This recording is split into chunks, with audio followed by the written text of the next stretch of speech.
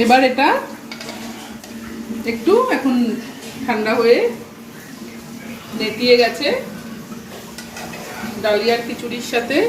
আশা করি সকলে ভালো আছেন।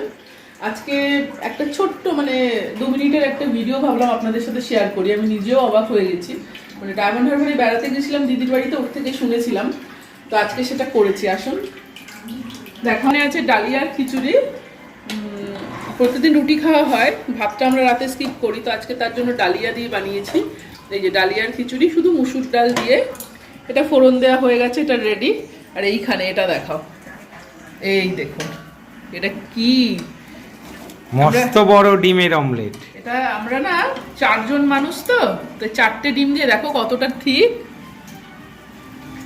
এটা জাস্ট ঢেকে ঢেকে ঢেকে ঢেকে ননস্টিক প্যানে আমার দিদি করে, ডায়মন্ড হারবারে বেড়াতে গেছিলাম। ও মানে কি দারুণ যে হয়েছে, আমি প্রথম বানালাম। আপনারা বুঝতে পারবেন না হয়তো ভিডিওতে, মানে অসাধারণ, মানে কি যে সুন্দর ফুলে উঠেছে, দারুণ একটা অমলেট হলো। এবার আমরা খেলে বুঝতে পারবো কেমন। এই দেখো বিশাল বড় এবং অনেকটা ঠিক, আর পুরো ঢেকে দিলে না পুরো ফুলে উঠছে। তো এটাকে আমি কেটে নেব 4 ভাগ করে, আমরা 4 জন যেহেতু।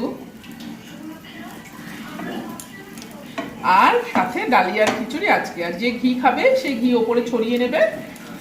মা মেয়ে ওরা রাতে ঘি খাবে না। এটা এই 4 জনের 4 টুকরো হয়ে গেল, ডালিয়ার খিচুড়িও নেমে গেল। আমরা খাবো এবার, আপনাদের সাথে প্লেটটা শেয়ার করছি। আপনারা আজকে রাতে কি কি খাচ্ছেন অবশ্যই আমাদেরকে জানাবেন। ডালিয়ার খিচুড়িটা একটু পাতলা করেছি, মানে পাতলা মানে আমি আজকে অনেক দিন পর করলাম। একটু ঠান্ডা হলে এটা জমে যাবে। এই যে মটর ডাল দিইনি রাতে, যদি একটু পেট গরম হয়, কারণ আজকে অনেক কিছু পোস্ত মাছের কালিয়া দুপুরে আমরা খেয়েছিলাম। তো এই সাদা মাটা আমাদের লাঞ্চ। চলুন, এই অমলেটটার জন্যই চটজলদি আসা, যে চলো সবাইকে দেখাই। এখন একটু আবার ঢেকে দিলে আবার এটা ফুলে উঠবে। আপনারা কি কি খাচ্ছেন আজকে রাতে অবশ্যই জানাবেন, এবং অবশ্যই আপনাদের সাথে প্লেটটাও শেয়ার করছি। এবার এটা একটু এখন ঠান্ডা হয়ে নেতিয়ে গেছে ডালিয়ার খিচুড়ির সাথে।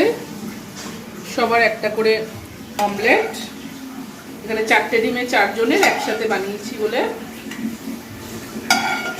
এই আজকে আমাদের রাতের ডিনার।